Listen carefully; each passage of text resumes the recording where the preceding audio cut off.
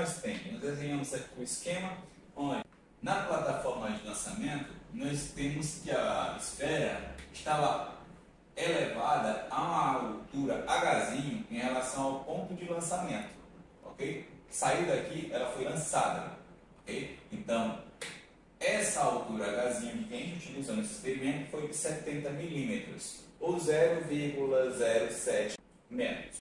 Em relação ao ponto de lançamento, a superfície da mesa, nós temos um Hzão, certo? Uma altura Hzão. E que no nosso experimento é de 40 centímetros, ou 0,4 metros. Em relação ao ponto de lançamento e o ponto de impacto, nós obtivemos uma certa distância. Essa distância a gente está chamando de x. O nosso experimento deu 23,5 centímetros. O que acontece? Aqui em cima, em relação ao ponto de lançamento, nós temos armazenado uma energia, que é chamada de energia potencial gravitacional. Essa energia potencial gravitacional é dada pela massa vezes a gravidade vezes a altura, certo? Essa altura, esse Hzinho que a gente tem aí em relação ao ponto de lançamento.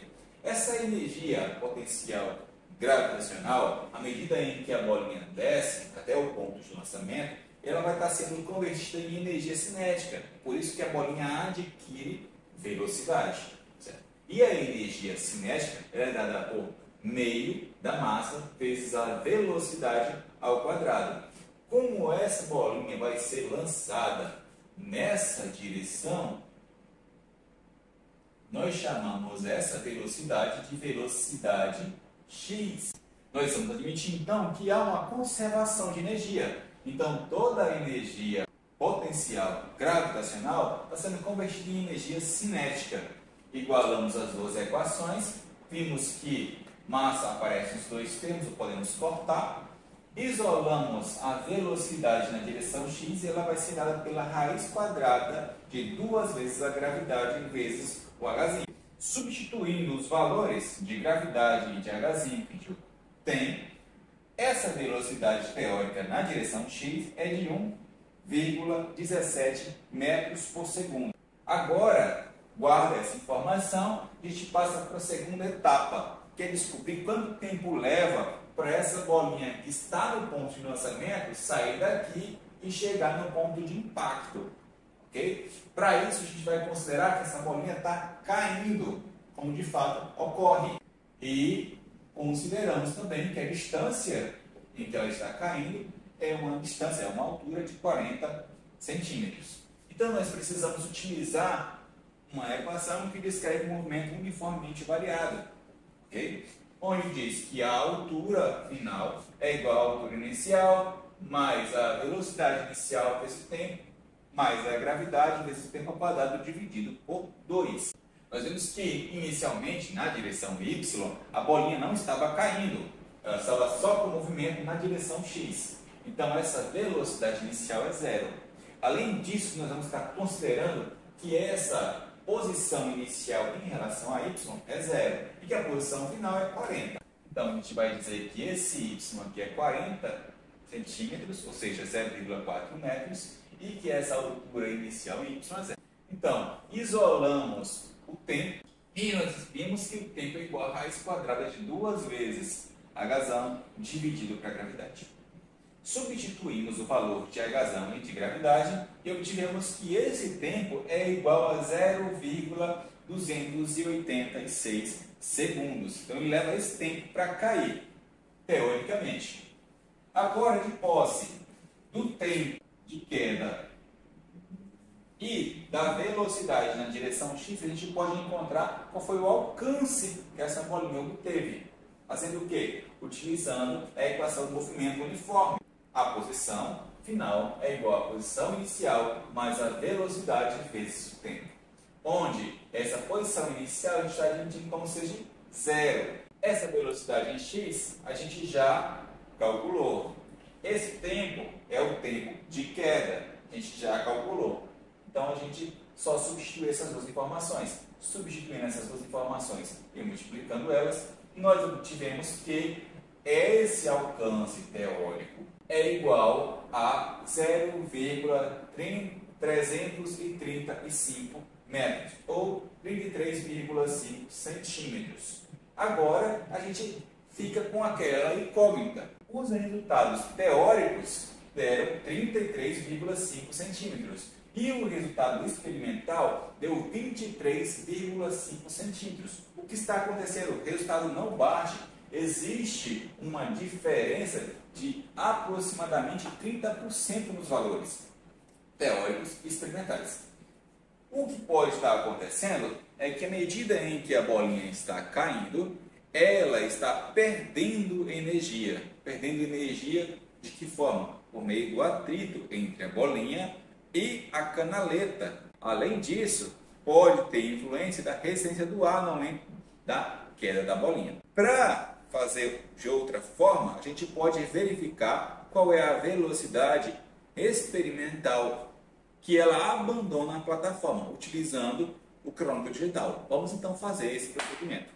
Então, para a gente verificar se o atrito com a plataforma está influenciando, a gente vai fazer o seguinte procedimento. A gente acoplou aqui o nosso sensor do cronômetro digital e a gente vai fazer novamente o lançamento. E vamos ver quanto tempo leva para a bolinha passar de um sensor para o outro. Esses sensores estão o mais próximo possível um do outro.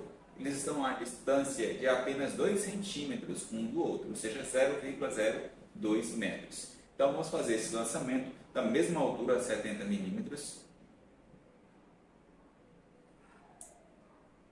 E esse resultado foi que o tempo decorrido entre os dois feixes foi de 0,022 segundos.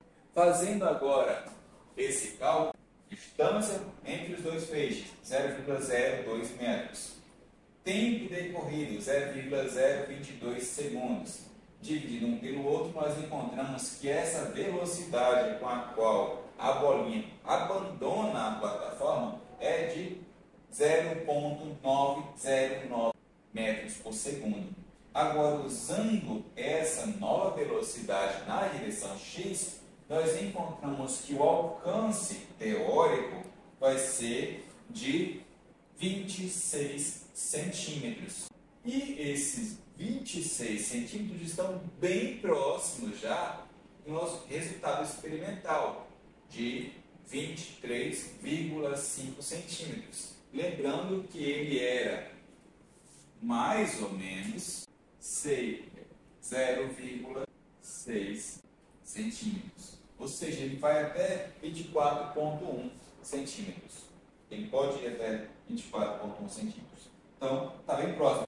26 está bem mais próximo de 24. Então, ainda existe uma diferença de 2 centímetros. E esses 2 centímetros podem estar relacionados agora à resistência do ar que a bolinha tem da passagem dessa posição para essa posição. Agora, a gente pode novamente realizar o mesmo procedimento com o tracker para verificar qual era de fato a velocidade da bolinha ao abandonar essa plataforma e qual era a velocidade ao longo de toda essa distância, e para a gente verificar de fato quanto tempo gastou no lançamento, qual era a velocidade que ela tinha em cada posição. Então, nós vemos que existem 3 formas diferentes de realizar o mesmo experimento, a depender dos instrumentos que você vai estar utilizando. Você pode utilizar apenas um conceito de energia potencial e energia cinética para ver o movimento bidimensional, onde você analisa um movimento na direção X e um movimento na direção Y, considerando que o movimento na direção X é um movimento uniforme e que o movimento na direção Y é um movimento uniformemente variado, acelerado pela gravidade. Você pode utilizar o cronômetro digital para verificar de fato com que velocidade a bolinha está abandonando a plataforma, e também você pode estar utilizando o tracker para verificar a velocidade e o tempo em cada instante aqui. Esse era o experimento de lançamento horizontal. Se você gostou do experimento e da proposta experimental aqui desenvolvida, deixe seu like aí, faça seus comentários. Se você quer aprender a fazer algum outro experimento de Física 1, de Mecânica, comente aí no vídeo qual experimento você gostaria de ver no nosso canal. E muito obrigado pela atenção de vocês e até o próximo experimento. Um abraço!